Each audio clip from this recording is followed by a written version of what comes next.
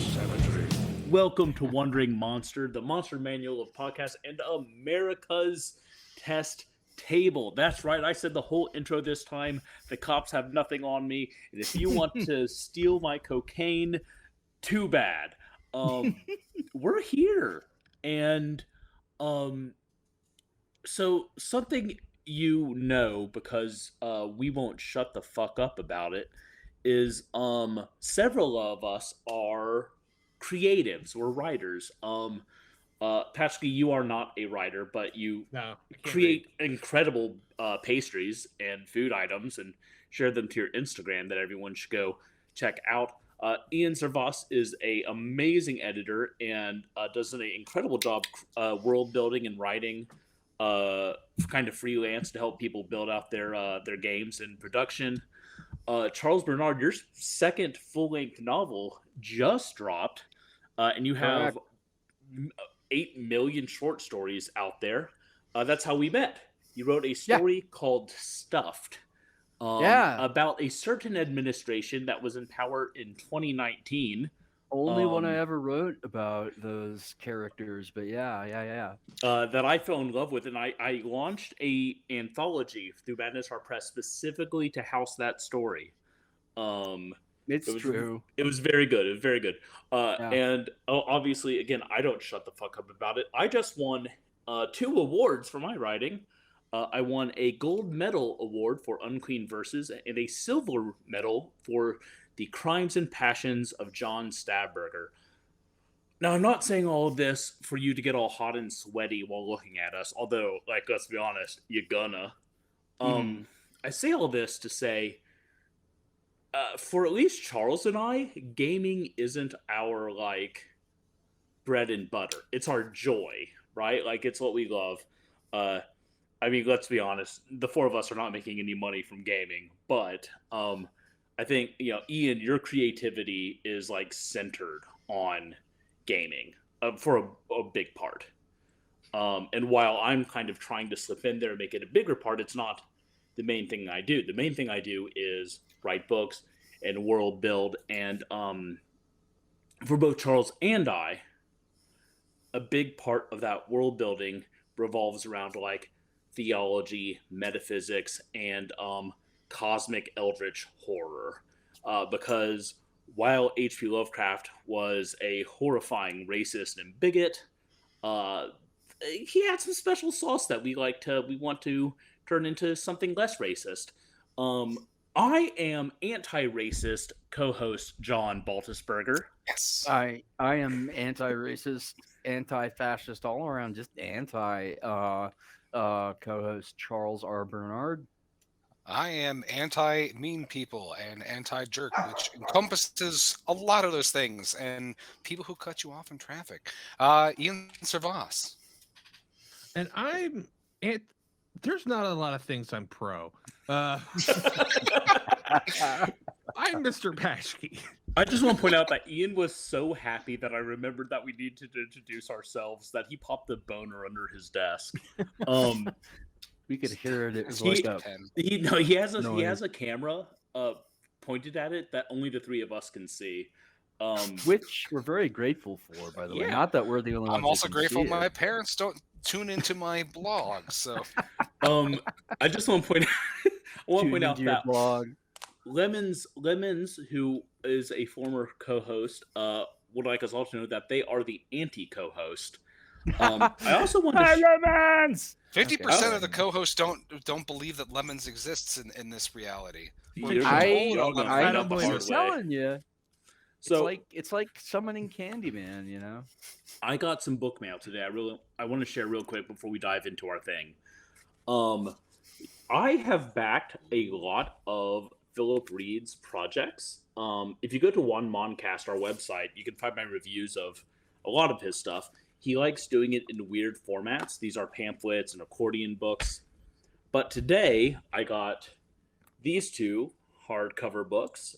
And they are available on DriveThruRPG. The only reason I'm mentioning this is because if you checked out the show and you really like how we bowl through games and settings and adventures, And you sometimes think like, man, if this is what real gaming was, I could do it because I can find a night. I can't find a night every other week, right? Because it could be hard. The four of us are at each other's throats constantly about the fact we have to meet every fucking week. Like, it's hard. Bit of an exaggeration, but sure. I mean, I don't know your direct mailing address, so I don't know where that anthrax went. Charles Bernard sent me a pair of those clacking teeth, the wind-up teeth, and told me to bite myself on the balls with them. I didn't realize that was an option.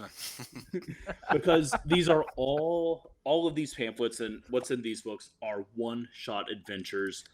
These are all compatible with Mark Borg, which, if you have a GM who's kind of familiar with the system, like Ian, or any of us at this point, I think, it's really good to do one-shots. And one-shots are fantastic ways to drag your friends that are timid about the hobby into the hobby.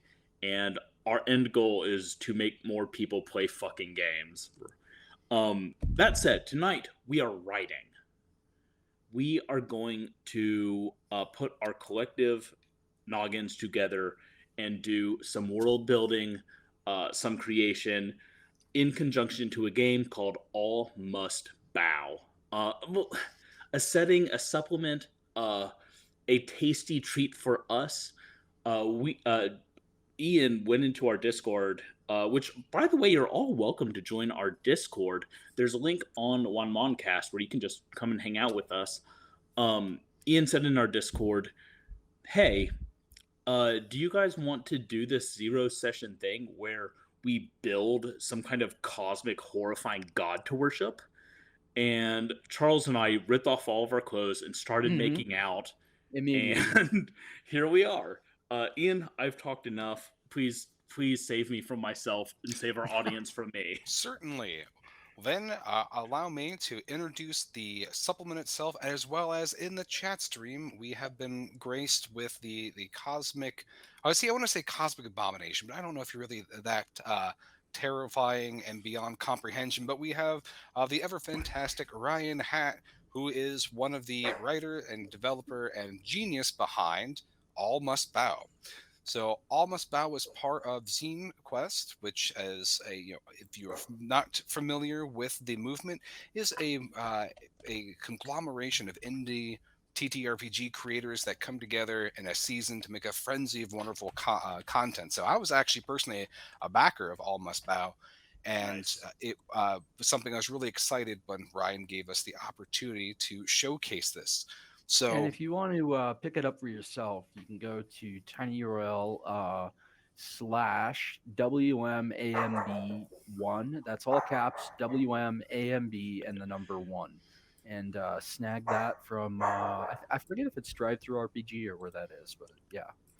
probably through through the Bleak Horizon Press. Yes, correct. And then also, not just to introduce Ryan, but I do believe we have another presence in the chat stream. Hold up here. I'm trying to pull up my. Is that you, Josh? No. Mad Flack, Yes. who has informed us that ripping off all their clothes and making out is how this game was conceived, much as I was conceived behind a tent at the Renaissance Fair. A gong thing tent that I'd never heard of. Awesome. Well, thank you so much. I was going to say, it brings the new meeting to the Gong Show, but thank you so much, Ryan and Josh, or Joshua, for joining us as we introduce All Must Bow. So, All Must Bow is a cosmic horror supplement to take your system neutral games, your game of your choice, into a dark and twisted way. It's inherently designed to work with sci-fi, space opera type games, but you could easily adapt it to other types of utilization. But it pits your players in the role of being either slaves or servants to an unfathomable cosmic horror, and invites you in the session 0 to do a lot of lore and world building. In the back of the book and in the future supplements that are coming down the pipeline as well, there are systems that are their guides to how you can adapt materials.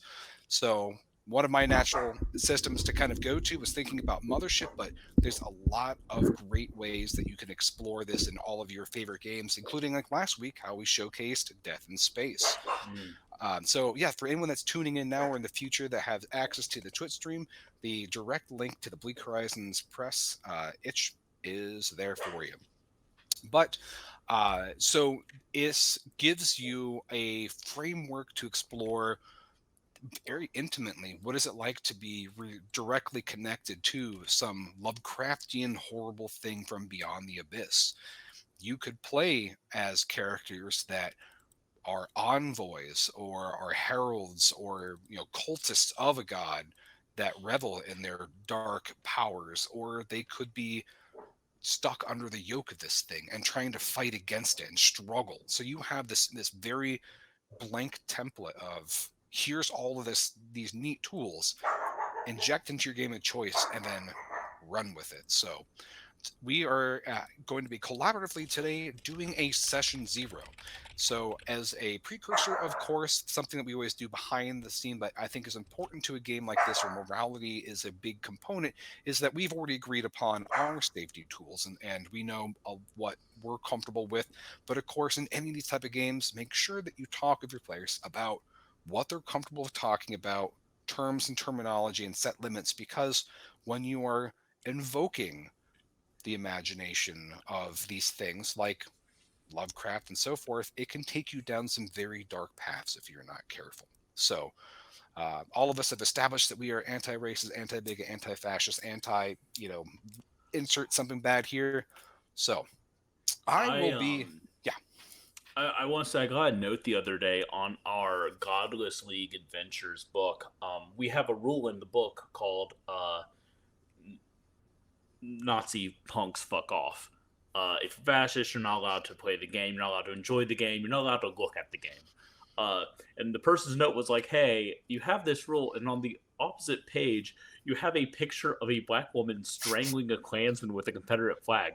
Is that redundant? I said, no, it's not redundant enough. So that's where we come. That's where we come from emotionally, and it would not surprise me if we were to come up with some sort of like anarcho socialist god bent on the destruction of authoritarian order. So for tonight, we're going to be going through a session 0, and there are steps A through F on how to develop not only what this terrible thing is, but also if you want to explore a different species that's non-human, how you do that, home worlds or origin points, the relationship and how this thing intrudes into the world and how you relate to it. So we're going to go step by step. So I'm going to be playing more of a moderator role and try to rein in these 3 genius brains together as best I can. So for people who are participating in chat, give us your ideas as well. And as this is participatory to a degree, we'll maybe incorporate some of those ideas. And perhaps by the end of this, after we've completed this world building, this might appear in an upcoming crowdfunding supplement for the All Must Bow universe. So we will get to highlight that and talk a little bit more about that too. Actually, as a quick interjection, Ryan and Joshua, are you going to be just crowdfunding on itch, or are you going to be doing a Kickstarter? While they're responding, you'll see too that for people here, John will be taking some notes. I'll be taking some notes later, and we will be playing a adventure in the future with this material. So you not only get to see the session 0, so to inspire you in your campaigns, we'll show you what it's like with that action. And I think it's good to note that we put these on YouTube. You can go back and check out our archives of all the games we've played, all the stupid dick jokes we've made, all the times that Patchkey has secretly Morse code threatened my life. All of that is available on YouTube. And None of my dick jokes are stupid. Mine are all highly intelligent dick jokes. Yes. They require a lot of head to come up with, for sure. What? And that's one for the show so far, ladies. Thank you, Will. I am. Yeah. So That what that I joke say was all that just to silky say, as a velour suit. when we Twice as wet. wet velour, I don't like that at all. When we go back, I said twice. When we go back and play this game again, when we play in this, when we put on our flip flops and we dance in the sand of the beach that we are creating now, we'll link this episode then, so you can catch up on all the cool shit. And one point just to note, if you're someone that's thinking, oh man, this is a great supplement, and I don't know if I can get my friends to play this, or oh man, I don't think I really have any friends. There is an option on page 68 about how to adapt this for single player games and for solo journaling RPG. So yes, So you close to can being use cool. this. All right. Why don't we get into our world building? So, if you have a copy of the book, feel free to follow along. But we're going to go ahead and we're going to start on page 18. So, the outline for how we really do the nuts and bolts of the session zero are going through these steps. A through E are core, with option F to make things a little spicier.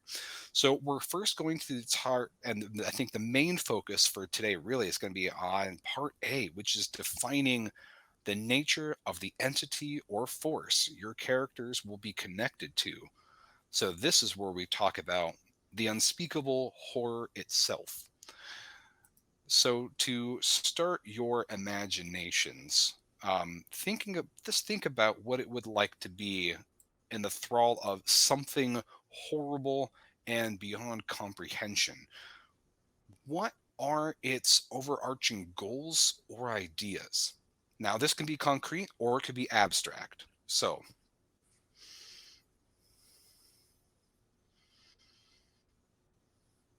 is this thing a sentient, self contained thing, or is it like an essence that's diffused across the face of the cosmos?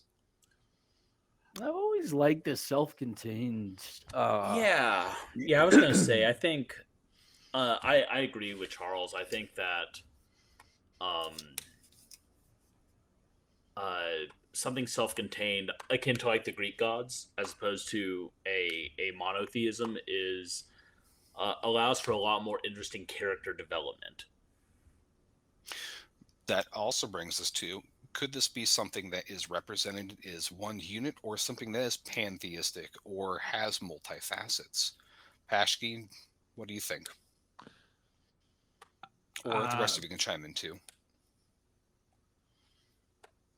Currently nothing. I don't know. I self-contained is fine. I've got something I can contribute to this. All right. So, in my most recent release, Arcanum Volume 1, available at tinyurl.com/capital A Arcanum, Roman numeral 1 for I. I feature I'm going to get all chaos magic and fancy on you here, a triune god form in there. So it's like a 3-in-1, like what the Catlets got, and it was mirror, sickle, and let me see, mirror, sickle, and cup. Chalice were like the three aspects of this goddess. And so like I've always kind of liked having a multi-part deity. It's like one deity, but it has a couple of faces, not necessarily what we have to do, but it can work. I don't know. I thought you said sickle, mirror, and cop, by the way. Oh, and cop, yeah, police officers, the third natural, face of this. No. Yeah, chalice and sickle and mirror. Which anyway, yeah, it was fun to play around with that. So they don't have to be something that's necessarily like Mother Maiden Crone or Father Son and Spooky One or whatever. How do you feel about how do you two feel about Gestalt intelligences? Like, I mean, not something that is spread out like an essence, but something that is like a massive mold colony, or or Like a hive mind? Yeah, like a god head hive mind. Yeah, I am always a sucker for hive minds. So Same. That is cool. Now, Yeah. this actually does make me think of. Let me interject really quickly. Something too that I should share with the viewers is that the game does use a couple of archetypal kind of concepts to really guide the how all this works. One of them is consciousness energy, or CE for short, which is what powers or what fuels or feeds to a degree this thing. And the suggested form is belief or like really strong emotion, or it can also be created through intentional actions like ritual. So thinking about that too, that kind of colors it. Although just for housekeeping, the cosmic horror is generally kind of referred to as an ancient, and then the other term that will pop up, especially later, is conduit, which is how the thing or whatever it is intrudes or enacts in the world, and that could be kind of like a power that you have, but you're not really doing a power. It's this thing acting through you or in the world, so it's not still your agency per se. It's the thing. But those are three things that will come up, because when you talk about hive mind, that really brings up that concept of consciousness energy. Well, what I wanted to comment on is what I'm thinking about right now is that mold that takes over ants. Yeah. Cordyceps. Oh, I used to know what that's. Yeah. Thank you. Cordyceps. I'm also okay. Now hear me out. That's Charles, usually dangerous. Charles, have you read much Pierce Anthony? I did when let me see. I read one of the Before you ones reading with good the books. naughty demon in it. The Willing Spirit. The Willing Spirit is the book you're talking about. Maybe, yeah. I But, know it was like Xanth or something. Yeah. Anyway, yeah. So he has a Pierce Anthony problematic in a lot of ways. One of those problematic books is called Firefly. Do not read it. But it does have a sentient slime mold that cornholes people and gives them pleasure. Naturally, of course, yeah. We've all been kicked Him out of and Larry SeaWorld. Niven very into giving people pleasure against their will. Okay, you know what? I like the idea of a like a mold ish. Yeah. Then here's this a concept. Is this thing a physical creature that is godlike because of its accumulation or aggregation of consciousness energy? So if you kill all manifestations of it, does it die? Or is this a projection of this thing into the world and it's manifesting as a slime mold or like a physical entropy? I got this one. So like I like the idea that it is a um like its primary colony is perhaps another locale or dimension that it has already taken over, and its presence in our plane is like black mold seeping through a wall or something. So like whenever it is encountered, like people from this universe freak out and have to go like exterminate the cultists, because otherwise like the whole fucking universe is going to be nothing but this like black mold thing. But building on that, I think if you could go and exterminate the home dimension, if you got rid of every single spore, you could kill it, because gods with mortality are, in my opinion, way more interesting. Yeah. So So I want to put this out there, but I want to make sure that, because Pashke also loves hive minds, I want to hear what Pashke has to say. But I wrote something for an Itch Jam that was a Troika supplement based on pastries.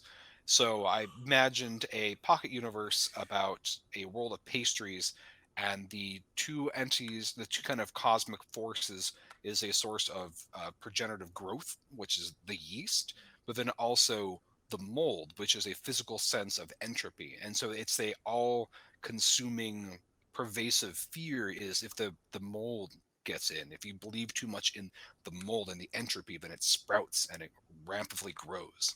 And it's cool. cosmic That's just struggle. penicillin, baby. Yeah. Yeah. But that's its whole goal, is to destroy everything, including itself. But Pashki, what is it about hive minds that really attracts you, or what are some interesting elements that we could consider, like motivation? I just want to input real quick. Patchkey, you look a little bummed out. If you want to do a silly voice or a character from an '80s cartoon while you talk about this, like feel Oh, man. free, but spread your fucking wings. This might be the episode where you actually kill me doing that, Pashki. Let's find out. I mean, Go. so I got nothing. It's all right. It'll come to you naturally. I don't have a silly voice at the moment. I mean, I can't. Hold on, wait. Hold on, let me hit some buttons here and see What if about anything those happens. weird the sogs, the soggy Okay. milk creatures from the old Captain Crunch cartoon TV commercials? Anyone's old enough to remember that? I don't. That's a very No. specific, and I would think that would be. I feel Yeah. like that's so specific. You might have a kink. No, something I thought of, like what could be because I was thinking, like, what could the sound of a slime mold creature be? And it was just random. No, you saw your chance to finally hear them in action. You went for it, and I respect that, dude. I got a lot of weird stuff in the noggin. A slime mold creature in action. What would it sound like? I can tell you that it would Ben sound Shapiro. like a radiation. No, because things like that a he click, come in contact like a with Geiger would be counter wet. click. I would think. It'd be like a Geiger counter click. Like at first it would be like tick tick No. tick tick tick tick, and then it would like tick up in mass and Oh. volume and like yeah. Oh, If that it's- was so that's what I fire. like. If it's a slime mold, though, I feel like it should be more gargly, like the phlegm in the back of your throat, just because of the way it would have to infect people. Like it's a slime mold, so it would be in there, and just as they talk, it would be. Just- Join us. Imagine So- what I would sound like after visiting a bunch of sailors. Yeah, Yeah. true. So the book does give some very helpful questions to really kind of hone in some of these concepts, and we're split between a couple of real good questions, but I think one we're right on the cusp of is, how does your ancient appear in its truest form? How would it appear to your characters and others? So thinking about what might this thing look like in its home dimension, if we're going with that, versus how does it manifest in the prime material? Well, I think at this have point, some its home thoughts. dimension is nothing but this thing. Would be Yeah. what I would. Yeah. Yeah, Yeah. definitely. So if The you were to go entire- there, you'd be in it. You know. So I have a thought, but it needs fleshing out from you guys. Well, I think that that because, like Charles, you mentioned, as soon as there's a physical sign of this thing, everyone freaks out and destroys it. Therefore, there's like it's mostly microscopic spores here, and we see it. Our believers see it. Worshippers see it because they're hallucinogenic spores. So we see it in like psychedelic trips. I don't know what it looks like in that trip, which is why I want your help. I like that. okay. So what would this thing's guided trip look like? At least a Frank, like, version of reality. I mean, really, Pashke, you're on to something. I mean, I'm supposed to be moderating, not interjecting myself, but what if Please. it does give Son this of a concept bitch. of this beautiful utopias thing that when you get in contact with it, it shows you this is what you could have, but in the ultimate thing, it leads you to ruination. That's what also makes it. That's cool. Ruination That's or some, unity? Well, Yes. I mean, I don't know. One thinking of- man's, I mean, another that's- person's. That's a good You know? point. Thinking about this as a cosmic terror entity instead of an alien force, because I think that's something too we're getting close to. Is well, that can sometimes be one and the same. Are you treating this more as an alien monster, or is this really a unknowable terror from beyond? So You can argue it can be both, but I was gonna say if we take this back and we kind of take this way too real for a second, let's look at deities in in reality, where a huge swath of people feel that the God of Christianity is this loving deity, and a massive chunk of the world feel like it's a terrifying, abusive monster. Like, it just depends on if you're worshiping the thing. As worshipers, we probably, again, y'all can stop me if y'all disagree, but I would feel that whether it's leading towards a slimy ruination of everything, even that would seem like beautiful and a desirable thing to us. I've got something for this. Ooh, hit us.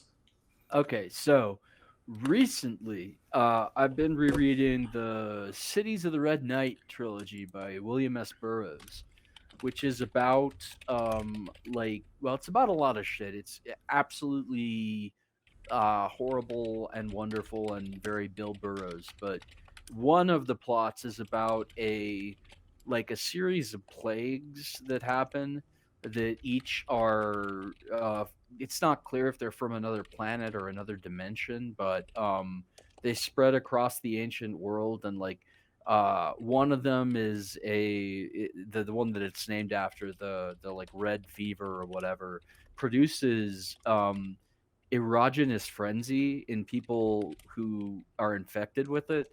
So they love to rub their sores against each other for pleasure, and it's really gross. But it also when it hits a city, that city immediately looks like something out of the so-called evil parts of the Bible or something, and I like that it would manifest as a contagion that to its the people inflicted with it is incredibly it helps you see the world as beautiful and everything feels great. And but then when other people look at you, they see this like radioactive sore riddled bones showing through blissed out almost zombie, Just going off that, because I really like this concept of Paschke saying this kind of psychedelic Lisa Frank thing. Are the spores of the thing physical spores of a slime mold, or is it little motes of belief that infect your consciousness and thus form follows essence? Does the belief open the window between the worlds to let the spores in? There you and go. Can those spores be slightly metallic? I don't know why. I just feel yes. I am down for both of those statements. I think they should be a toxic metal. I think they should be one that you can actually scan people for it and tell whether they're infected by whether they've got a ridiculous amount of thorium or something. This is just pick one from the periodic table. Yeah. I don't know shit about chemistry. I think. Has anyone? Sorry, go. What I was going to say is, can it be both? Can there be two forms of spore? One spore that people inhale, it lodges in their brain, and it opens their mind to the belief. It starts that hallucinations, and as the belief grows, more windows to its home dimension open. So wherever that person goes, the path. Oh shit! There was a movie recently about a forest full of mushrooms, and the mushrooms were Into the taking Earth? people over. Oh, Maybe? that was Oh shoot, there's two of them. It's not Into the Earth. It's the other Color one. Out of Space, because that No. It's a little good, indie and you don't want to spoil it. Yeah, but you know what I'm thinking? When the guy gets up from his McDonald's, and there's mold. Oh my god, that is so, such a great Hush. Okay, so what I'm saying No is spoilers. so the person initially it's just they're having super vivid dreams, right? Right. Daydreams, and they see this beautiful figure, male, female, non-binary. It doesn't matter. It's sexy, but it's not it just calls to them, right? And that belief, that slowly building belief, opens. Essentially, they become a portal to more spores, and more of this stuff coming out, and everywhere they go, thin hole in the leaves mosquito mold. netting. Yeah. Yeah, exactly. Yeah, I love it. Yeah. So that's cool. Go ahead, Paschke. The spores that they generate, are they actively doing the generation, a ritual or something, or just their thoughts do it? Just the belief, I think. I mean, I think that it takes more than one congregant to bring maybe a bunch of the spores, or even some kind of crazy like. Have you seen those like shoots that mold and stuff will send off? I know those have a Yeah. name, and I'm not a whatever it is a It's mycologist, I guess. called but- mushroom comb. Oh, okay, yeah.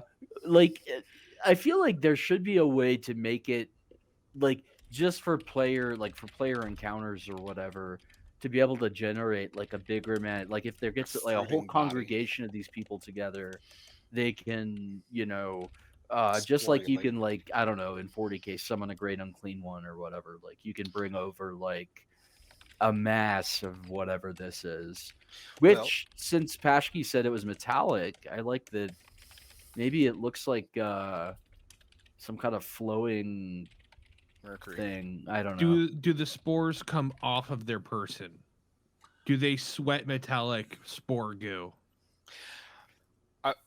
I'm just going to clarify. Maybe instead of looking metallic, maybe we do invoke a little bit of colors out of space, and that's just the closest spectra that we can see. Yeah. Anyways, that's just clarifying. Yeah. I think Sure.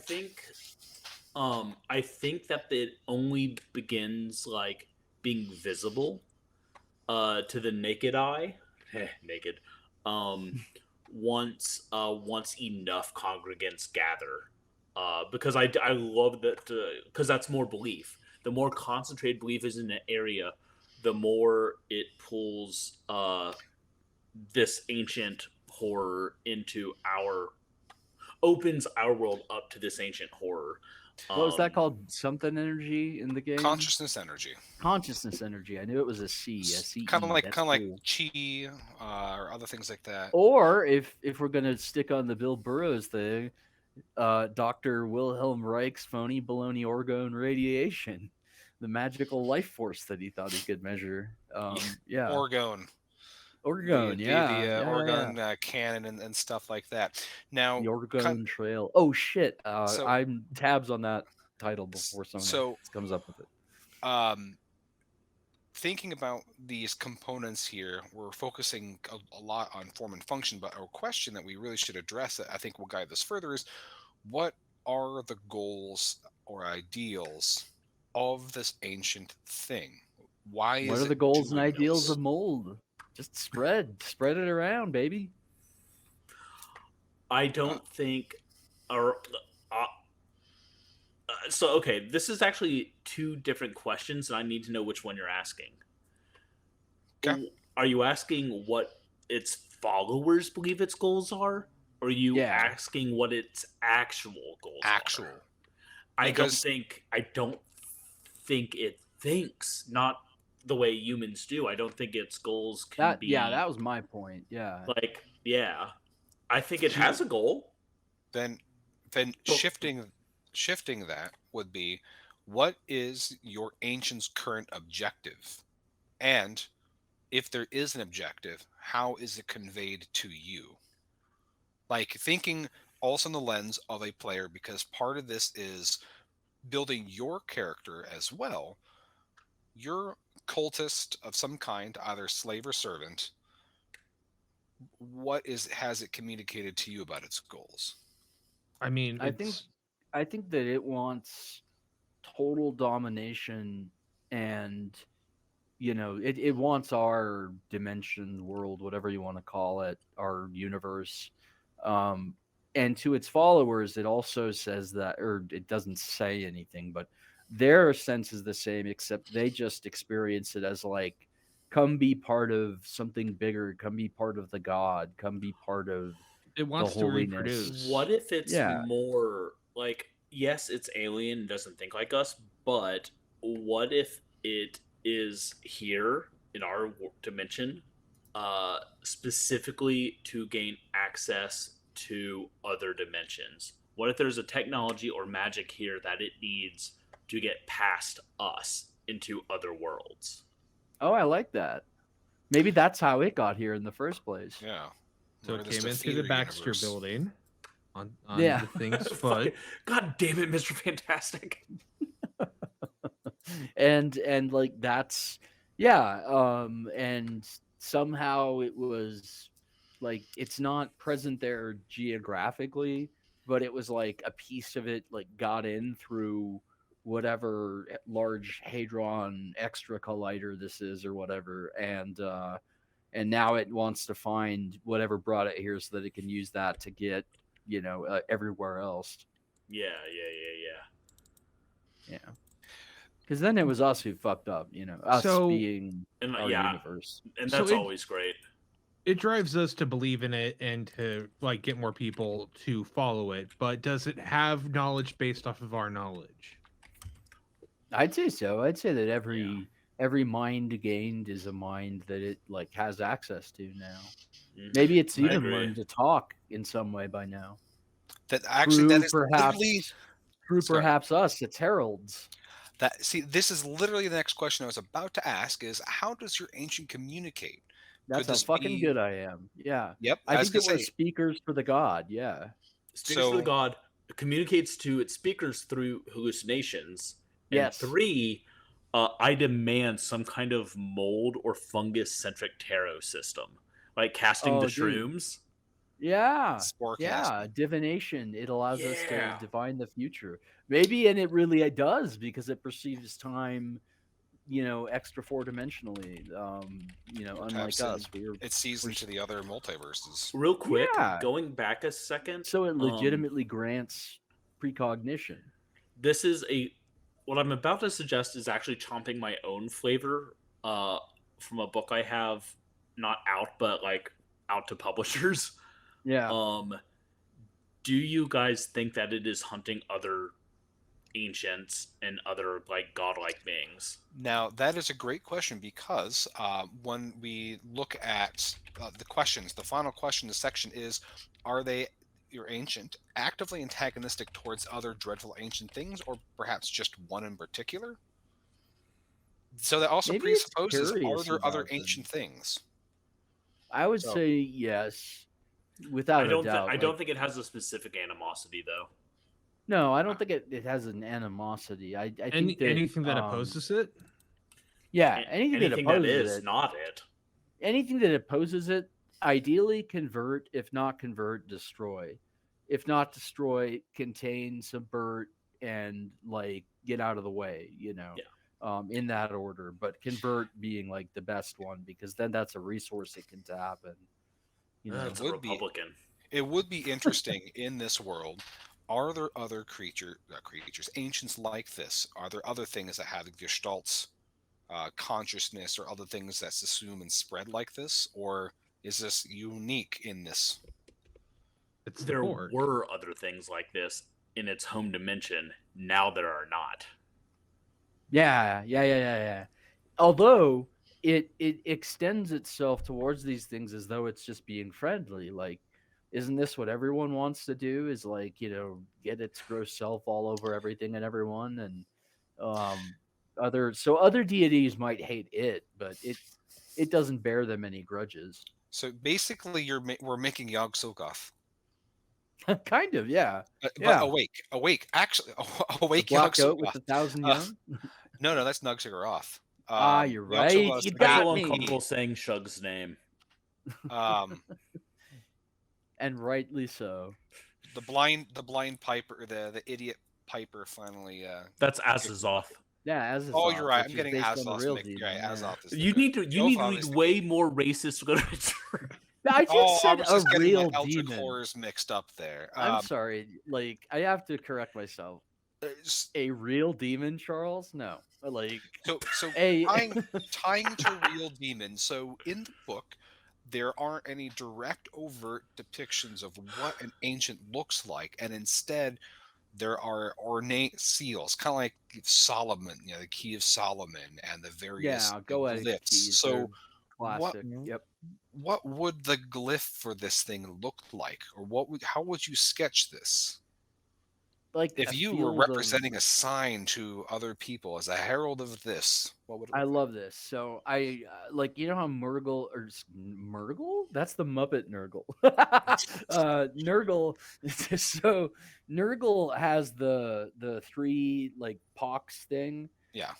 This is kind of like that, except it's a specific field of like 3 or 4 or 5 spots of different sizes, and they like glow with a phosphorescence, and it's like And they're not how it crusty. marks its bearers. Do you say that they're crusty? They're not 'Cause crusty. they're not crusty. No, they're like Nurgles are it almost crusty. yeah, true. These almost just look like glowing, like it's very magical looking. Like, the mark on people makes them look like glow in the dark kind of leopards or something. But it's all it is this thing's repeated fractal pattern over and over and over and over.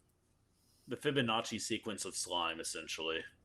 Yeah, I was very confused, by the way, to learn that Nurgle's sacred number is 7 and not 3. I was like, wait a minute. Yeah. 3, 7. I guess those are the second. 7 is the number of death in certain cultures. Yes, I knew that.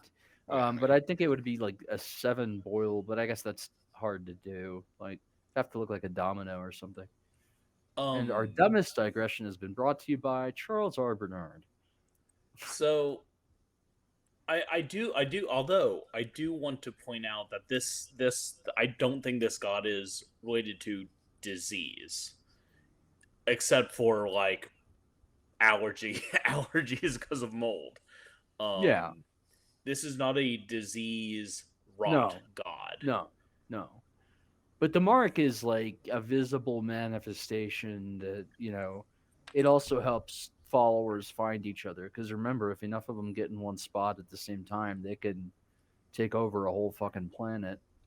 And then after that, Oh man, guys, I'm so sorry. I have to log off because I have to go write a book about a corrupted Captain Planet who's been subsumed by slime mold now.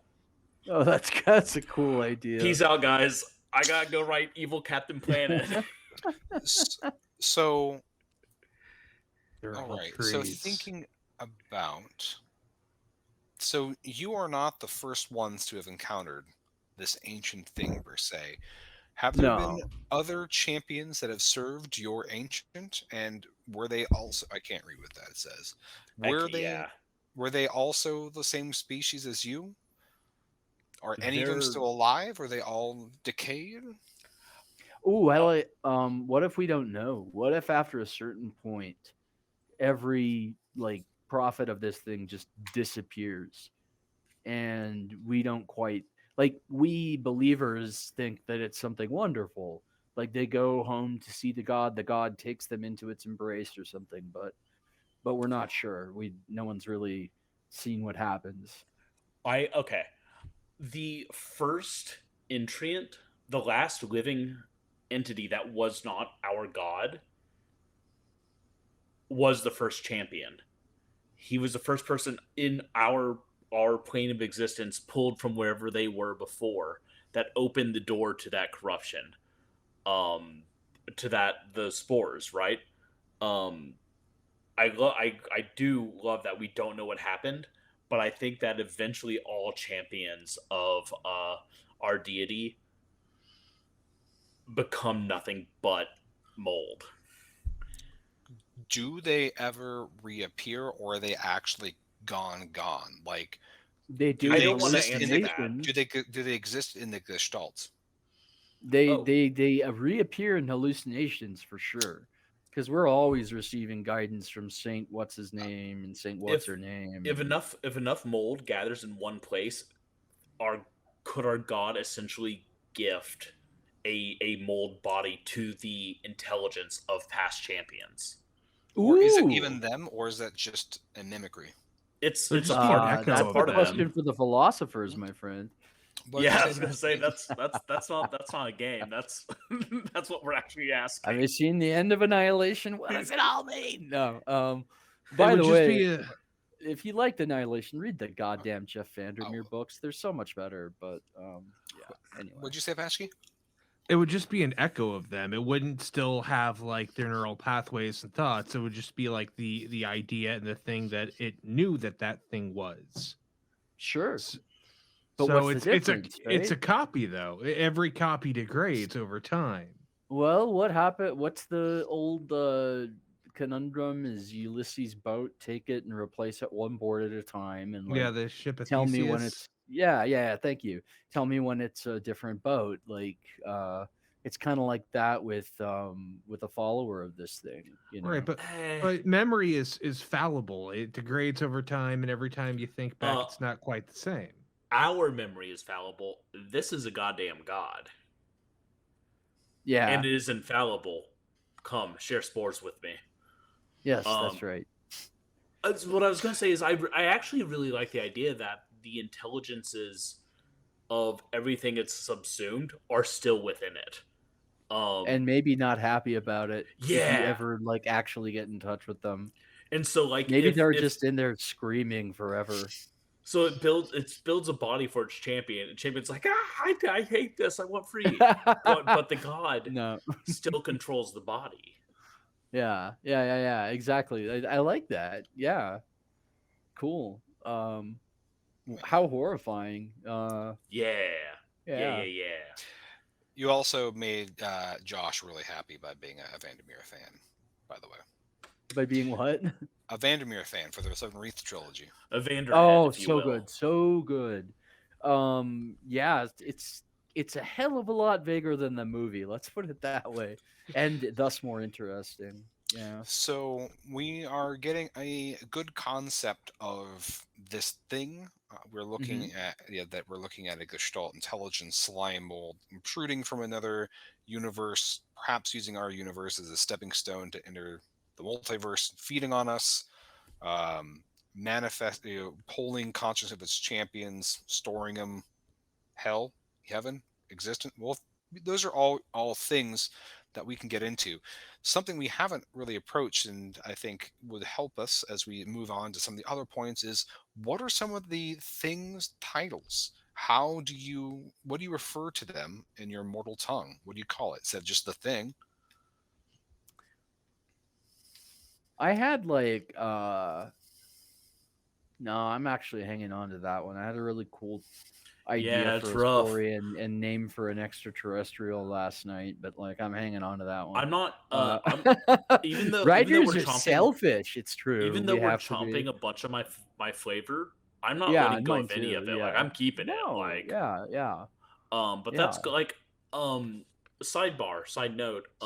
Christian Eichhorn does a lot of Borg Kickstarters, and a lot of his tiers are like you can contribute something to the bestiary or a wandering hero random chart, and I've put a bunch of my characters and like monsters into his supplements, so I'm all for cross-pollination.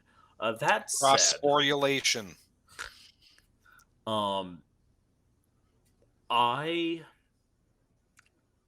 I think that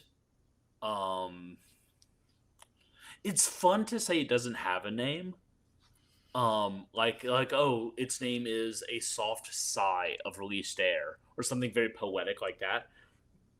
But that doesn't work because at some point you're going to stub your toe and be like, son of a and that's weak sauce.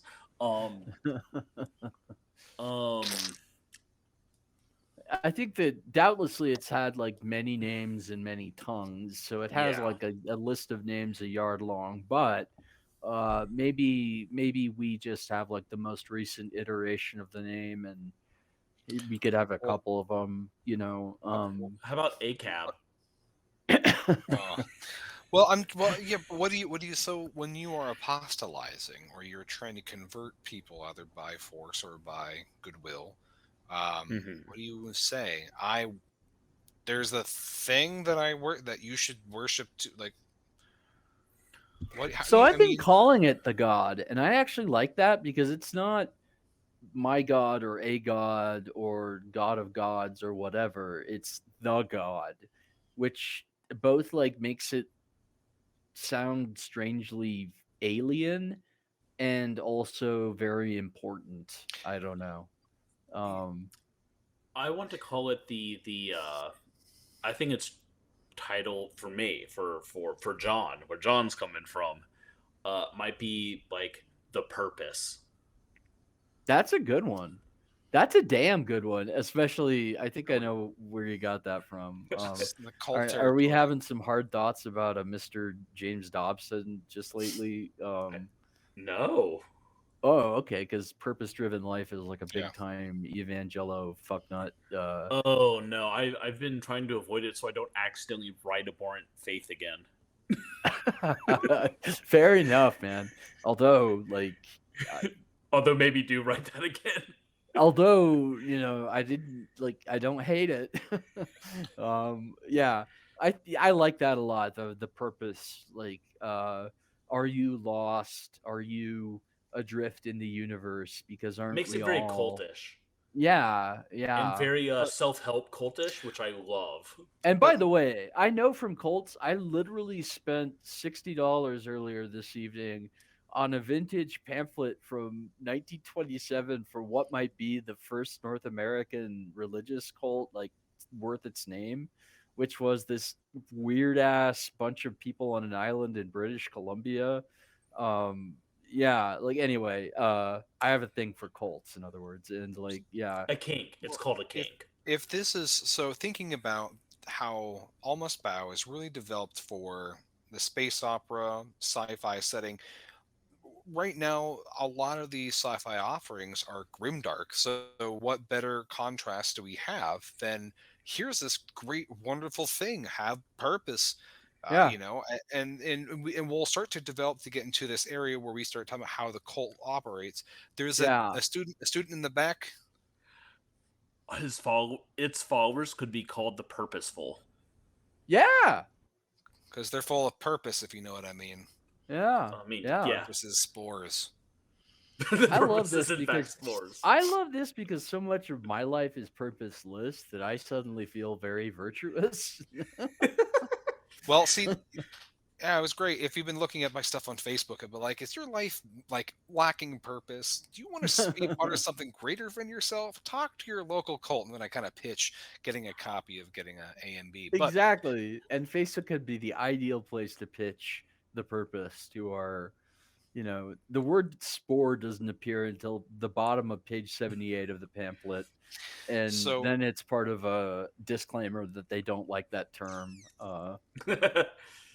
We find the now, word spore hurtful. Yes. so as far as going now, so we have a pretty good concept about what this thing is, what the purpose is. Why don't we transition and we start hitting some of these other elements, because it'll do some world building for whatever adventure we play, and then it'll also continue to flesh out this the purpose. So the step B in this process is to create the species of the characters that you'll be playing. And we kind of agreed upon, so we can showcase various systems. The human is a very good template to work with, and especially in this case, talking about the purpose and how it interacts in our universe, we're a very susceptible race to Yeah. this type of influence. Yeah, but in every way, contagion wise, our little soft cult loving brains, like, yeah. Try this on some robots, the purpose. So It's metallic slime. It just interfaces with the motherboard, Oh, ships no. itself Yeah, to you're a right. module. I'm sorry. Pardon me. Did we not play a game last week where an AI took control of slime mold specifically to like hunt us down? that's true. Yeah, I didn't even connect that, because like I really wanted that. I wanted you to open that dang door, because that's when like you would That's have gotten right, a really yeah. good reveal. So yes, actually, maybe that's a manifestation of this thing. We can go Maybe, back to like death in link word. space. Yep, That you're all now cultists of the purpose, um, or that's we can great. try in Mothership and something else. Yeah, So you're all we now can cultists of the That's wonderful. Yeah. exactly. So we can mostly skip over section B. Although, is there anything special about humans in relationship to this horror, or to the Only the purpose? symbol that we've adopted for it, which The is five eh, I globules. would that is like part of it. That's one of like that's its sigil, its seal, right? He doesn't even know how to use the five globules. I think Yeah, exactly, I exactly. think we might be But like the logo of our business establishments and so Self-help forth. center. Yeah, self-help center is a human skull with a crack in it and a flower coming out of the top, Oh, which is a reference to the actual mold that we're basing this on, and something that would look really dope on like a cult outreach center sign. And that's even worse. Can Actually, so yeah, I want to say that I think that humans might be hardier than things it has subsumed in the past. yeah, We we're a tough are nut to crack. we're a tough nut to crack, but like we're already like all of us in actuality are already filled with fungi Mhm. and mold and yeast and shit. And so it's like, all um, right, it's like, huh, I, occupado. I'd like Weird.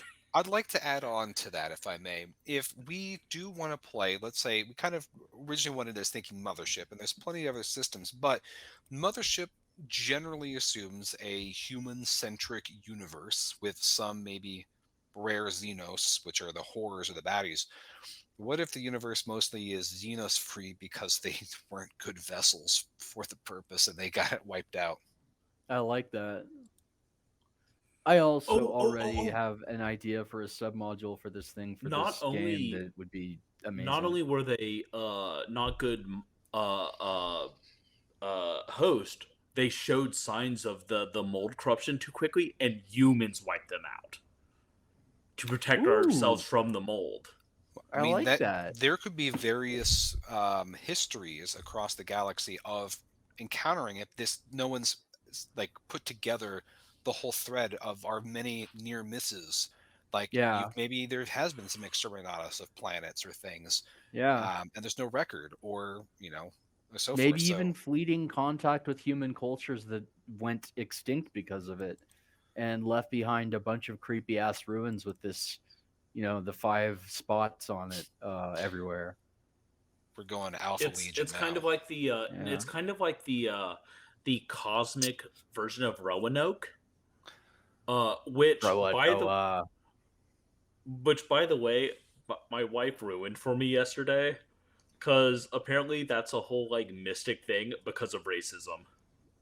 Really? Um, Yeah, there's DNA and archaeological evidence that the whole colony was like, well, we're all going to die, and then the native population was like, well, do you want to just integrate with us and like not die? And they're like, yes, we do. And people Ah, just were like, no, there's no way good white people join these savages. So right. so yeah, so racism. Interesting. Oh, I Ryan, thought it was the Croatoa, like specifically, not the disappearance. I've never thought there was anything like to me. The mystery is why every single motherfucker from Europe who ever set foot on North, South, or Central America ever lived. Like it was a Yeah, that's a good forbidding mystery. biome, and yeah, Croatoa was the like name of the tribe that was the it okay? Roanokans joined. and Ah, so Charles, since I know you probably don't see the Twitch stream, Ryan brings up, have you read Dogbert Shackleton's Rules for Antarctic Tailgating by Karen Russell? That's a similar no. story as told by a purposeful cultist talking about their membership drive. I'd love to Oh, read a that's similar dope. story as told by a Yeah, purposeful cultist. if like yeah, just hang on to that name for me if you would. My eyeballs are all kinds of jacked Oh up, so I yeah, can't read so our well, I'll get chat. that to you And afterwards. No problem. excellent, perfect, and I'll check that out. That sounds great. So we Yeah. have more information about humans and the relationship to you. So we probably have some type of storied history that no one's really put together, and now the universe is primed for an incursion of the purpose. So the next item that we get to start to build together would normally be, because assuming that you may not want to play something human, would be the species home world. In this case, there are some variant rules of how to incorporate this with playing humans. So instead of describing your home world, that your characters that you will actually be playing are, maybe describe the culture and how this fits in the world, or maybe you want to talk about where this initial incursion of the purpose came from, or where perhaps where this is centered. Is there a major standing base of operations, a planetoid, a space station? So those are kind of just rapid fire questions. What the this human culture is like in relationship to the purpose, where maybe you live, Are there multiple bastions of this in the current timeline? Is it I was spread super into everywhere? probiotics. That's how I got infected. I mean, I fecal think that transplant is effective so. for Like, many I'll take diseases. a page from real life space cult Heaven's Gate here. Before they all moved into the big mansion in California, they lived as nomads for the most part. Like they like had a bunch of like campers and caravans and stuff, and would like go from campsite to campsite, and like in between would go to major cities to like on recruitment drives, which made them like hard to pin down for concerned relatives and other people like that. And also, so like I like the idea that we're sort of like a space version of that. It's hard for whatever human empire or whatever there is in charge of stuff, or the various groups that are, to stamp it out, because we're always on the go, like making converts and keeping on a trucking, no last known address or whatever. I like the idea of it getting into a planet's homeless population, and no one catches it until all the vagrants in the city are a member of the cult. I like that too. Yeah, Um, that's good. my okay. Allow me to pitch a alternate scenario though, to go along with our like self help guru thing. What if we don't target the downtrodden and the like dispossessed? What if we target the has too much money and doesn't know why they're empty? The rich and upper crust. We go for the because I feel like corruption cults and like disease and gestalt cults almost always target like the invisible of society first. Um, what if it was all the wasps? Yeah, what if it was top down? I like that, because those are the people with resources too to like uncover. Spoiler. And Yeah, if we go back to the purpose of like breaking into the next dimension, it needs to find the high powered scientists and the people funding those scientists. yeah. But also, if it gets into like a corporate boardroom, like maybe the next shipment of fucking, I don't know, Oxygen tanks, take and bake cookies or whatever is full of the delicious purpose. spores. So, Yeah, It's yeah, the stuff. well, we it is. right there. Yeah, yeah, I, yeah. so Was that so real Cronenberg? we're no, I don't think No, so. no. So Yeah, we're at a quick. We're so right now we're at a critical juncture where we're splitting in two different directions as far as how we kind of thought about this being cult like. Now we're talking about this being spread by business. We can pick a path, but also to kind of frame this, figuring out where we are now, how established is the thing in this reality. Like, is no, it no. See, that's a false dichotomy. Like I think that this is very much a like a thing that is a cult that has begun to recruit, like Nexium did, or like Scientology The comes to mind Kabbalah in Center is what I'm thinking particular. of. Yeah, like they target celebrities and target business higher ups and so forth. They Like, target eccentric people, knowing that their eccentricities won't seem out of place as well. and that they have money that they can milk out of Mhm. them. Yeah, And to which the Kabbalah Center point, like everyone knows about it. Everyone knows where like one of those centers is, but hardly anyone knows anyone that's actually a part of it. So it could be a very visible thing that still isn't spread very far. that's like mysterious in its visibility, maybe. Yeah. so? It sounds like perhaps if I just kind of might focus this for note taking, that the instead of being kind of the fast spreading kind of plague version of a cult, thinking about Nurgle and thus to be his corpulent form, or is it sounds like you're targeting the elite, so you get a literal trickle down effect. Is that kind of how you're wanting to really spread this?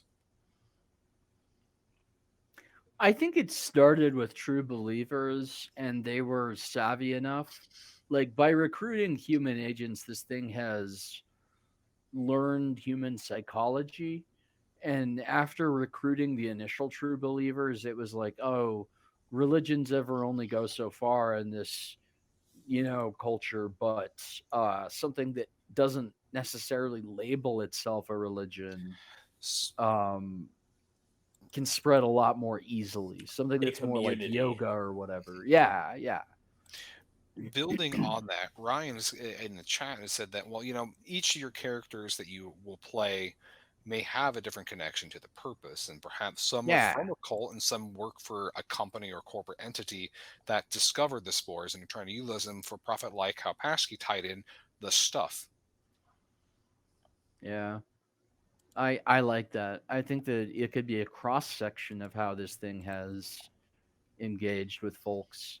Maybe one is like a Pashki's idea, like got a direct dose of the spores from somewhere, started showing up at the purpose centers. One of us could be like one of the corporate bigwigs who's, and maybe one of us is someone trying to break away I'm the from I want to be the Tony Robbins of the purpose. Oh my gosh. big gigantic jaw, like unnaturally huge. Have you seen? Yeah, I've seen your beard. It's magnificent. Yeah. This is my beard is very short. This is all jaw. The giant slime within. I do Yes. hope. Just like in Samurai Cop. Yeah. I was hoping that at some point, Pashki, when we play, that you help recreate the scene from the stuff where like your jaw distends and you start to just like just project out the stuff. I'll get some puff and an air compressor, and A whole bunch of Cool Whip. I'm gonna have to clean off Levinskovich by the end of this. But he's got the right size opening and he's styrofoam. So He's got the right sized opening. I love that in a man. hey, Oof-a-doodle. So, I'll help make your pre-gens for the Excellent. game that we play. So I'm hearing that perhaps, John, you're wanting to play something like at a prophet or a speaking role representing the cult. Absolutely is a prophet. Absolutely acts like a self-help guru. Yeah. Yeah. are there God damn, it's a non-infected? fine light these days. I think there's a ton of non-infected within the self-help portion of the cult. Yeah. Yeah, you only get infected once you're above a certain level, maybe. Yeah. I'm very selective about who gets that because we want to. You don't want to bring the average down. You want to keep the more smart. We don't want to expose the group to risk by growing too fast. Not until phase 2. I'm going to try to keep us in point because I know we're at 15 till the hour, not the end. And Pashki, what type of player would you want to play? What type of character and your relationship to the stuff, the purpose? I mean, Jeff Goldblum. I think we know what I meant by that. I know. I just saw Dominion last night, so. I mean, well, wait. Did you see Dominion? Because that changes Ian's character. I haven't seen Dominion. Okay, then we'll talk offline because I'm not going to do any spoilers. Okay. So in the latest Jurassic Park, he plays as he's still his chaos theorist, but he's kind of a guest lecturer for a corrupt biotech company. So, anywho, makes sense. All right, so we'll have you be Jeff Goldblum. You just want to expose your hairy chest. Got it. And then I mean, that's what our viewers want. Please. Actually, so that is a good question. Real quickly, just so then for note taking. So, but what is it that you do for the purpose? Are you a happy servant, or are you rebelling against it secretly? Rebelling against the cult first of all. Okay. Then later the spores, if I get to find out what that is. Okay. But no, life has no purpose. Why would you sully yourself with this fake thing? Now you're being me, like IRL. Hey, we're both two Charleses, and The real hive Mate. mind, ladies and Maybe germs. Well, that's there's just one how cup. things are. Yeah. So then, what about you, Charles Bernard? What is your relationship, this character, in relationship with the purpose I and am a what's your purpose? deeply believing, like, toady to the Tony Robbins figure in this cult. Like a true believer, kind of one of those wild-eyed, like, approach you on the street with a pamphlet types, if they'd let me, but we're still keeping things a little more classy than that.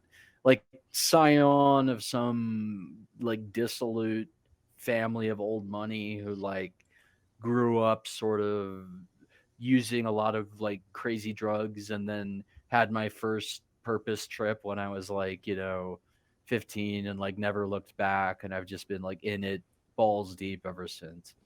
Um that's me. Um, Yeah. are you my Tom Cruise? Yeah, maybe I've gotten famous somehow, and with the help of the purpose, actually, since it's like legitimately a network of both a Mhm. cosmic super intelligence and other rich people. Like, yeah, maybe I'm some sort of like celebrity spokesperson who's also like a fierce believer, whereas John is more of the power behind the glitz and glamour. So we have two believers and ardent supporters of the purpose, and we have one potential mole or He's Rowdy Roddy McDowell, and they live. Hmm. just put on the glasses. Just put on the Just glasses. put on the glasses. I came here to do two things. That's still one of my favorite fight scenes, like, of all time forever, because it's Ah, so fucking pointless. Like it's such Yeah. a brutal ass beating over nothing at all. It's wonderful. all right. So moving on to the next area would be, um, well, I guess also, did you choose to be? Did you choose the purpose, or did the purpose choose you? The purpose chose me. Because I was already on I was on the rise.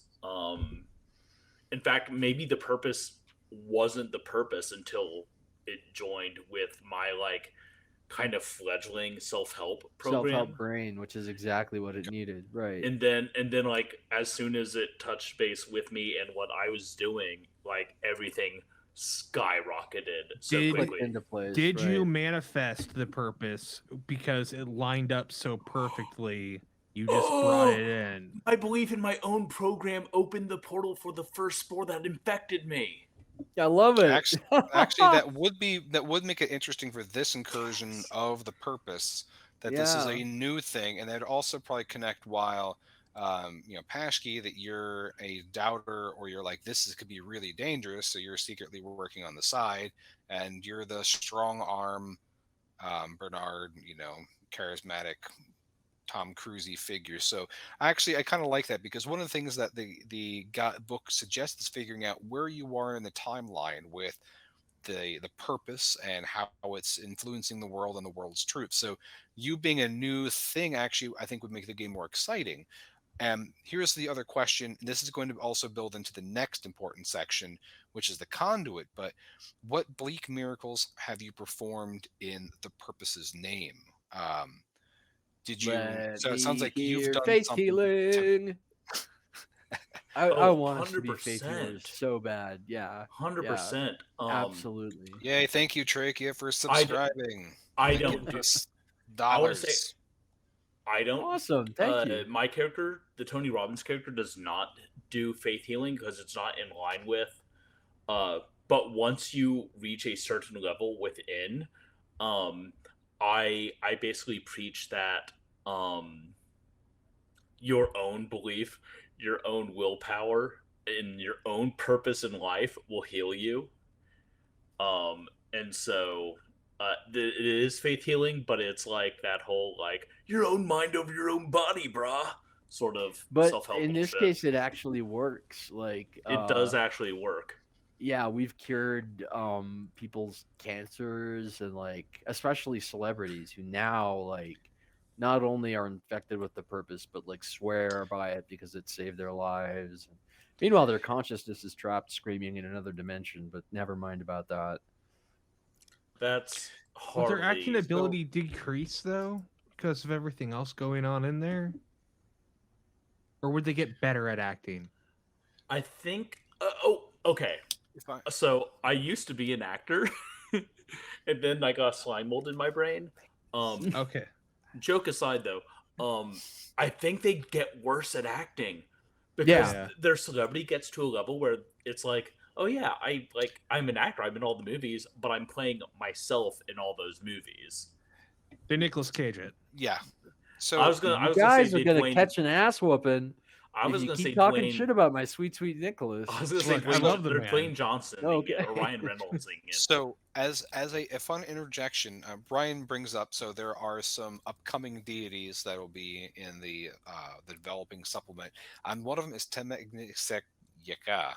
I butchered that, but it's probably Ta-Nehisi something you Coates? can't pronounce because its titles are the Tisan Most Loathsome or the Rhizome of Ooh. Ruin. So, if you're a tea connoisseur, it is a deity that is wherever there's high concentrations of vegetation, it may emerge, but manifesting as a unique plant species or a flowering shrub or something that lends itself to being cured, and prepared, and harvested as tea. That when you consume it, gives you visages of dying world. I So am Ooh. a dry tea connoisseur. same here. Hardcore.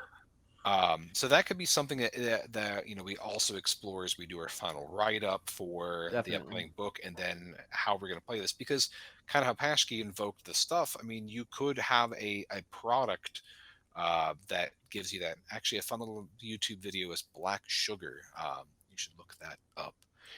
So the next area that really kind of will take this experience to the next level is talking about the conduit, how the purpose does things in the world, um, and how you have ability. What does the conduit? What does its manifestation do? Do you have some type of kind of quote unquote power or thing like faith healing? And you kind of talked about that, or doing a We also showy talked thing. about casting the spores Spores. or whatever for precognition because it does grant like to some limited extent like a non-standard four-dimensional view That of time. That's a really good point, and why you might be targeting the upper elite for investing, for gambling, Yeah, for yeah, getting away with white collar crime. yeah, What about yeah. violent zombification?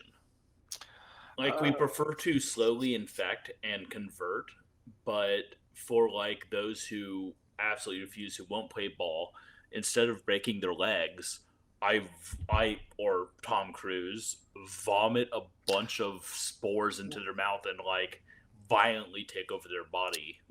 Here's something. Just thinking about with a little bit of that, but Pashke earlier saying that Lisa Frank vision that you get with it.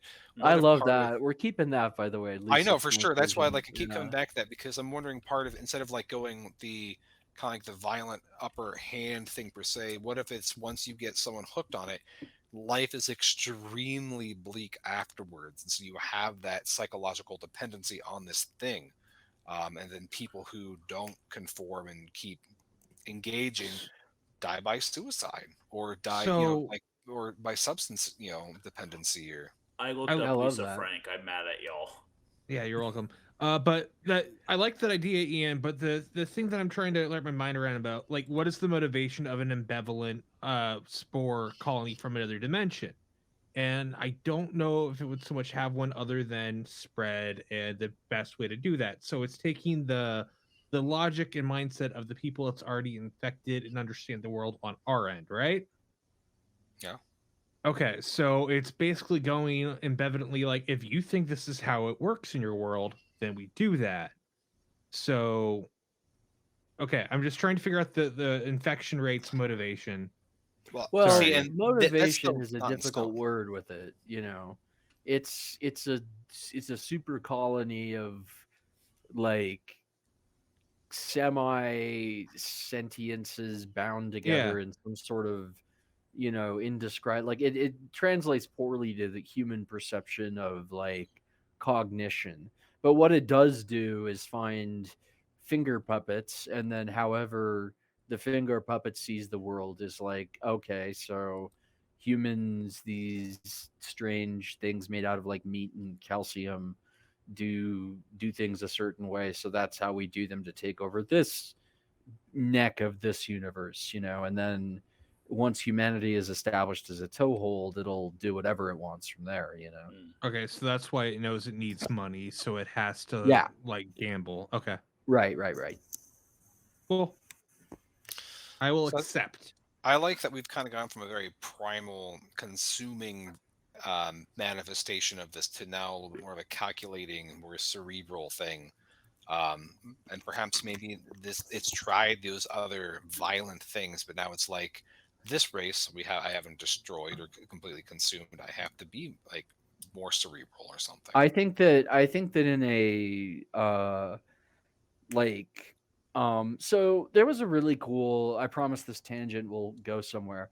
There was a really cool Alan Moore Superman issue where that also had Swamp Thing in it, where Superman gets infected because a meteorite hits Earth and is like being shown at something that Clark Kent goes to that has like a piece of this rare Kryptonian fungus that like on Krypton took over like a whole jungle, and it just turned everything into like the most bloodthirsty, like it's basically like the world eater's virus. And so Swamp Thing has to like calm Superman down before he burns the world up and all this shit. But at any rate, I think that on like a redder world it would take a redder strategy. Like it might be more aggressive on a realm with like planet-sized predators going at each other, but in a largely empty universe where humans are crafty monkeys who can build stuff and go from place to place, like that's the strategy here. But it wouldn't be somewhere else. So it became crafty and calculating because that's what we are. Yeah. Ruby. All right. So we've got half an hour left here that we can continue here. So are there any other motivations that or gifts that you get from the purpose, or it almost sounds like in your case, John, your character might be exploiting it seemingly at first. Completely mutual.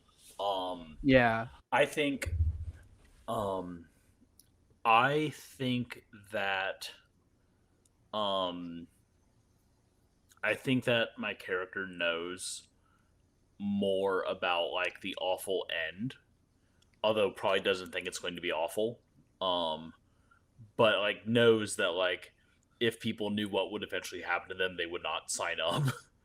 um I think his visions are more like still super euphoric, super beautiful, um, but are also a lot more frank and like this is like more direction bound of like the purpose pushing purpose into the character's mind of like this is what I need, and Mhm. then the prophet essentially saying, okay, if this is what he needs, this is who we need to manipulate, who we need to bring to our side, or who we need to silence in order to make this thing happen. Going into that further, this final section is step F, or final embellishments. So here we can expand that by talking about, are there any other powers or skills, mutations, or other abilities conferred on your characters by the purpose? We Like what all have happens? great hogs, or other whatever genitalia we have or want. It's great. Well, It's eventually like it's I turned super into a good. fruiting body. I was gonna say, if we're slotting this into like if it's system agnostic, I'd love it if this thing just like boosted the hell out of a character's charisma or whatever the equivalent stat is. Like, I don't know how many actual cult members y'all have met, but not counting extremist members of so-called normal religions, but like Yeah. they can be very charming motherfuckers, like even when they're making no sense at all. That's what's so dangerous about them. Yeah, and I think because it's a mold, because it is a fungus essentially, what if it adapts what it boosts to what it needs at the time? So like for me, the prophet who's talking to people, it's boosting that charisma. For you, the actor and spokesperson, is probably boosting charisma as well. But like for the people who are guarding our inner sanctum, maybe it boosts their strength. strength. Yeah. Or what if it boosts like Pashke's intelligence, and so then Pashke's like, oh crap, this is really bad. Yeah, it was its first fuck up was boosting Pashke's intelligence. But what if at the same time it's just too damn smart? What if at the same time as it's making him more intelligent, it's hiding its presence in him? So I don't know I'm infected. Exactly. Yeah. So like you know way more than most people, but like it's doing that thing Surkov He's where Agent Zero. He's the unmasked person that's breathing on everyone because he thinks he's smarter than everyone and not infected. No. What he is the he's the monkey controlled from Outbreak? opposition. He's the controlled opposition. Like Yeah. he's become Actually, I'm the left that's- Twix, and you're the right Twix. Yes. Oh wow, that's actually that's Yeah. real. Oh. That's And gonna I be fun to think- play. I think that like subtle manipulation of his like identity of like boosting his intelligence but at the same time making him completely Unaware. incapable of seeing that he's Yeah. infected Yeah. makes the purpose way more terrifying. Yeah. Yeah. I Now- like now, that. Let's get more into that terror because you're all just new inductees into this thing. What happens to people who are infected? How do their bodies break down? You're talking about boosting these qualities, but at what cost? What mutations? What penalties do you get progressively? How do people start to fall apart? Sleep optional. Why do you even want to? Yeah, I like that. Pain. Like It Constant? causes pain? no. You like if it you don't feel pain anymore, including Oh, the like yeah. oh I Burn my hand. well that but like there's I mean look, I watched House but like it mentions like hey I might accidentally bite my tongue off because I don't realize I'm biting my tongue. Yeah. What if I one of the broke my yeah. leg and I walked on it for a What if mile one of doing the- untold damage. What if one of the inciting like incidents or modules or whatever is like investigating why an entire shift of purpose heads at some like factory or whatever voluntarily just kept working until their hearts exploded. And you're like, why couldn't these guys feel that they were having like rippling coronary after coronary and they were but like sweating blood, but They had a here- purpose. So but- they Yeah. kept going. But see, Yep. that's what turns this on its head, and what the focal point into development, because this was developed since like 2014, is that you aren't playing the Inquisitors investigating a cult outbreak or anything. you're playing you are. But So- maybe we start out as the PR team that's Yeah, I was gonna Yeah. say there to we are the PR team. Like Tony Robbins and Tom Cruise are like, okay, look, yes, a bunch of our adherents to our philosophy and our community of purpose, this tragic thing happened, but it's not because they weren't connected to themselves and their success. It's because they were driven to be a positive purpose in everyone's lives around them. they gave their lives officer? for the Officer, it has been a doozy of the day. All these kids kill themselves all around me. It's I think It's a strange and delicious thing. Hmm. If you haven't seen Tucker and Dale versus Evil, It's you so, need to rectify it's so that. great. It's such It's a really great. It's one of those that like takes a horror trope and turns it inside out in just like the best fucking way. absolutely. I love it. So So we're getting in here too. Now we're starting to kind of also pre-lore bill. So like we're going to the session 0 plus, thinking about what adventure you want to do. And I'm thinking this might be the situation where you have a hab block that if people are working themselves to death, like Pashki say that they don't need to sleep, etc. What if you're Oh, being no, no, pursued? no, no, no. What? They definitely need to sleep, They just don't. but their They, bodies, yeah, they're like no melatonin. They have no yeah, circadian rhythm, so yeah, they're like they definitely need to sleep and stop and eat and rest, but they don't have the like. They are not aware of like They don't feel hunger pains. They don't feel weakness. They don't feel right. tired, and so they end up killing themselves or not doing enough of those things to continue on. I mean, Yeah. everyone in the cult should probably just eat lunch whenever you eat lunch. I That's what love it's that. just taking its cue on. Like you get hungry and you're just like, oh, I'm gonna go get a snack, and everyone's just like, it's time for a snack. I love that. Yeah, yeah. So Boss tried to lose a few pounds the other week, and we lost 200 people. Like, So I mean, for an adventure, how fun would it be to kind of reverse the Warhammer trope and like an Inquisitor is looking into, or local Arbitus is trying to stalk you, and so you're having to outfox someone with real teeth. well, I'm like Team Chaos 110% anyway, so that's just like that fits me See, like a velour suit if Lemons is still they are not. tuning in. Oh, okay. Gonna be all I will say, chaos. Okay, humanity is also this, but chaos is objectively terrible and evil in that universe. I strong Primordial. disagree in the case of Grandfather. Like, you just got to accept the gift to really like. Everyone's issues with Nurgle are aesthetic, and that should tell you something. No, eventually though, Nurgle will still lead everything but his immediate minions into oblivion. Eventually, but Yeah. the thing I like the most about Nurgle is that his followers 201 are chuckling, giggling, chortling. Incorrect. Cackling. There are dour and pissed off Nurgle followers. Oh, That what is a true, but bummer. well, I mean, what about Kurgus? He drank the cauldron dry, but you know, but yeah, for the majority though, most everyone who follows Nurgle is happy. Therefore, most people who follow the purpose will be happy. Although there will be people who, are either like Paschke's situation that are controlled or see glimmers of oh shoot, not Ishtar, the goddess of healing in the plague garden. Starts with an I. Isha, yeah. Isha, thank you. Mhm. Someone that gets a glimmer of Isha, but Yeah, yeah. The occasional and maybe even occasionally somebody just like spontaneously rejects the programming and like runs screaming out of one of our purpose centers or whatever.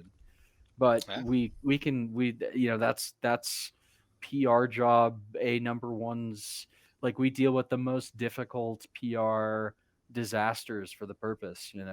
When So- there's Heaven's Gate, when there's I don't know, something like that. We're the cleanup squad. Did the spores only like map a standard human brain? So like people who are like on the spectrum or like dyslexic or what have you just can't get infected? Or I- someone Nah. that has don't- I- organicity. No. I know we can get into weird territory, but what about the case of organicity, where you had someone, Phineas Gage? You have people that have fundamentally lack certain organelles than others, but If someone is lacking, it look, I am not a neurobiologist.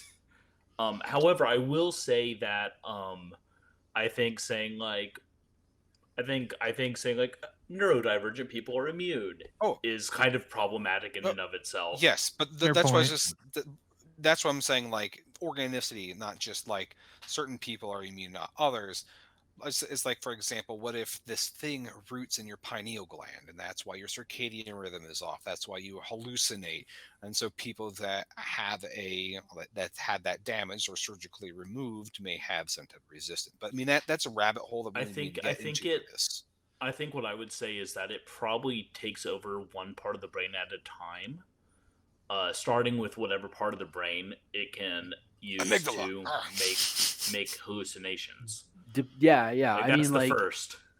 it does not require.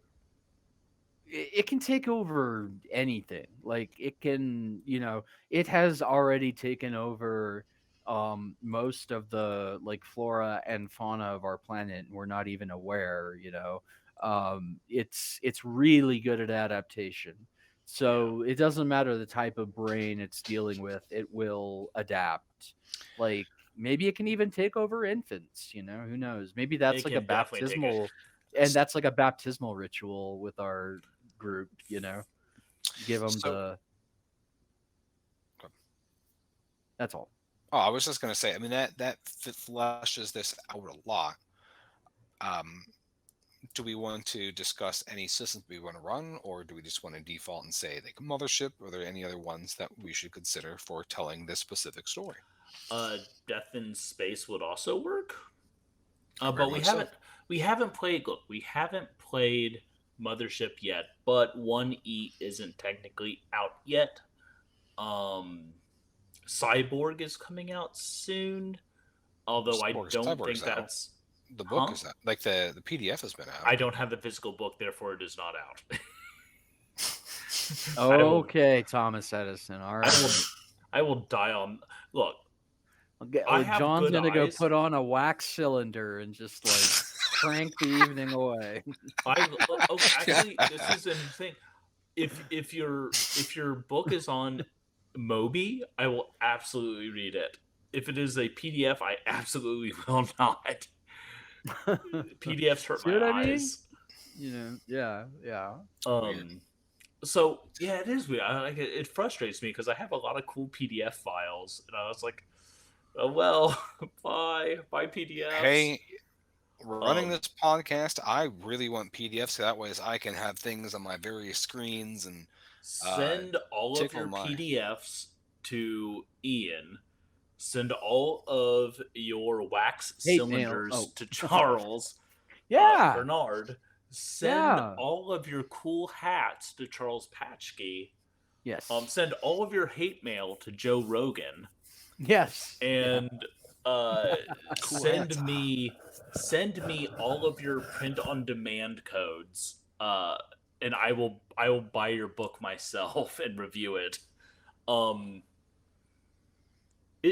We are disturbingly close to a time where things are over, but we have enough time to finish up if we still have some loose ends we need to tie up. No, yep, that's just going to say. Then you've got time for your outro promotions and so forth. All the plugs, hair plugs. We have so many plugs. Any parting thoughts on the creature, your characters, the upcoming adventure? Anything that hasn't been spoken? Anything like Pashke? Anything you didn't have a chance to bring up? No, I think we pretty much hashed it all out. Charles? I want to repeat for our viewers at home that if it's been a while since you've watched the 1989 Batman movie, rewatch that fight scene in the Belfry.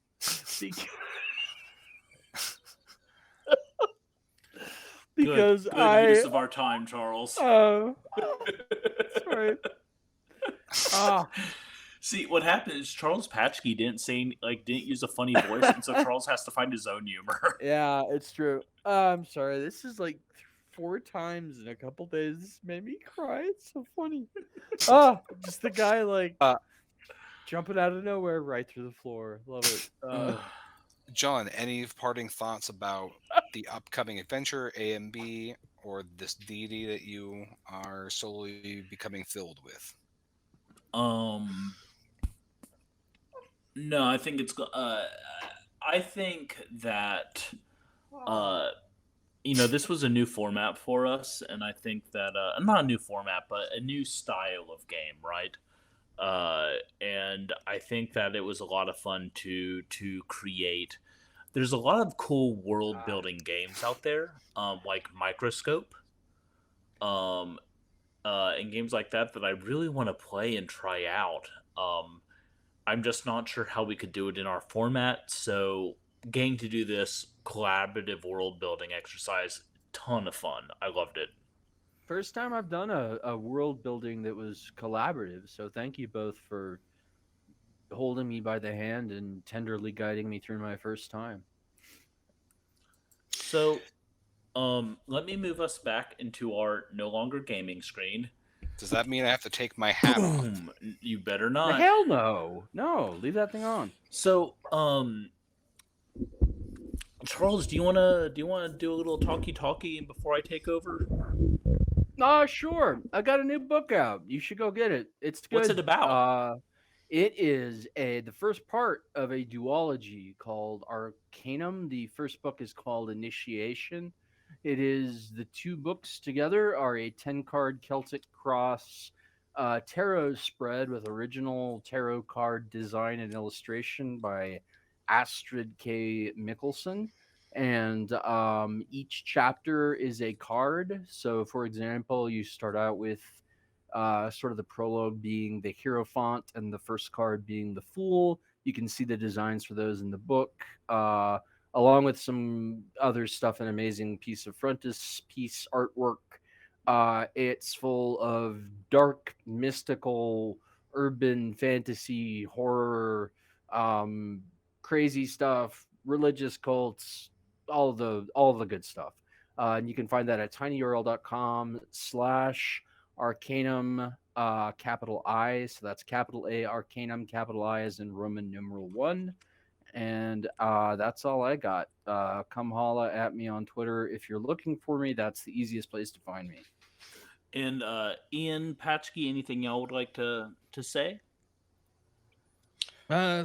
So this website Dolly Mini is a lot of fun. Yeah, it is a lot of fun. In particular, The Void, great thing to pair up with stuff. Lisa Frank Pizza. Your Lisa Frank Pizza was my favorite. Pizza Hologram, I thought was way better than it had any right to be.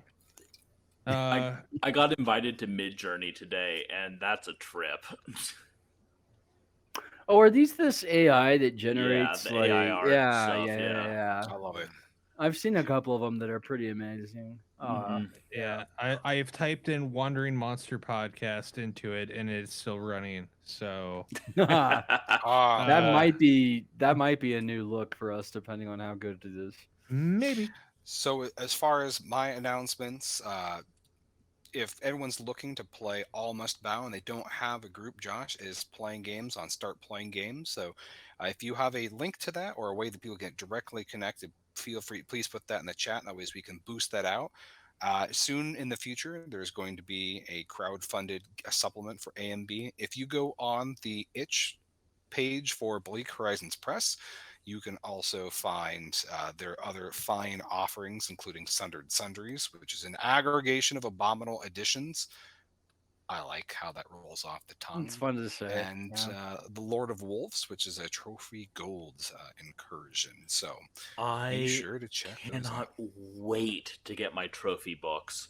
I am frustrated with how long those are taking to come out, but I totally understand. With all that in mind, Madness Hard Press has released two books in the last 2 weeks since we last talked. Number one is the Nephalin University course catalog for 2022-2023, which is a satirical parody horror adjacent course catalog featuring various classes that you might find at an occult, Eldritch, Lovecraftian university smack dab in Crisp, Texas. That was edited by Matt Henshaw. He wrote a bunch of courses. I wrote a bunch of courses. Ton of authors wrote a bunch of courses. It's a lot of fun. It's really fun to read through. The other thing we have, as of today, we released the Madness Hard Press Employee Handbook, which is a anthology of employee guidelines for Madness Hard Press. Charles here wrote the disciplinary action section. I wrote an introduction as the president of Madness Heart Press, but there, Max Booth wrote conflict or crisis management. Jay Wilburn wrote conflict management. Michael Allen Rose wrote dress code. Susan Snyder wrote payroll. Jeremy McGargy wrote benefits. Clemens, who is no longer here, wrote office safety. Doug Ford has a section. Andrew Hilbert has a section. Like Lucas Mangum and Nicholas Robinson co-wrote sexual harassment and guidelines. Yeah. So it's a crazy book. It is like I rolled around laughing as I was editing and getting this thing ready for release. So it's incredible.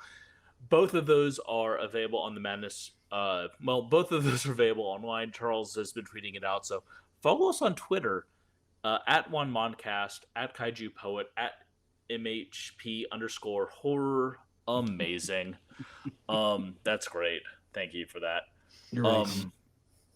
And honestly, the best way to find us, including our books, if you can't remember the link Charles said, if you remember I wrote some books but you don't know where to find them, you can just go to onemoncast.com, click on the host button, and you'll have all of our bios, and underneath each of those bios is a little row of buttons where you can find all of our links, all of our sites, all of the shit we do. There's a blog attached to that website where I review tabletop role-playing games with Mork Borg and other. In fact, Charles, I totally forgot. I put out a Aliens Colonial Marines supplement review today. And you can also find like the stuff we offer as writers and editors. So if you want to work with us and want us to do stuff, we are there as well. It is my wife's birthday today, and I want nothing more than to rub her feet. She's a jolly good fellow. Rub her feet. Just owe them royalties. And unfortunately, we are being sued right now. I just got the message. Oddly enough, it's Max Booth who's suing us. That's weird. Anyway, remember, send Joe Rogan hate mail. We will be back next week to play more games and be idiots some more. Until then, I have been John Baltusberger. I've been Charles R. Bernard. Ian Servas, and also a thank you to Josh and Ryan again for joining us. Thanks very much. Yeah. And I'm Mr. Patchkey. Sorry that exit was a train wreck. We'll be back next week with more train wrecks. Till then, stay safe. But are we playing a game about trains? There are many, and they are all great. I'm just ending it. This is thanks, guys.